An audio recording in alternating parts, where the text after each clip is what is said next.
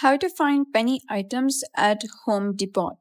Hello guys and welcome back to the channel. In this video, I'm going to show you how you can find penny items at Home Depot or how you can find the clearance items. So let's get started. First of all, simply head over to homedepot.com and then you're going to go to the search bar and type in penny items, or alternatively, you can also type in clearance items.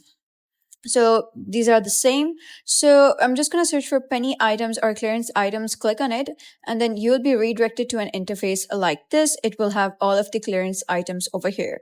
So penny items and clearance items are the same. So select any of the item that you want, or you can simply add to cart. And then let's say you have selected this one over here. So you can simply just read the specifications of this item over here. You can scroll down. You can simply select whether you want to ship to store or you want it delivered to you.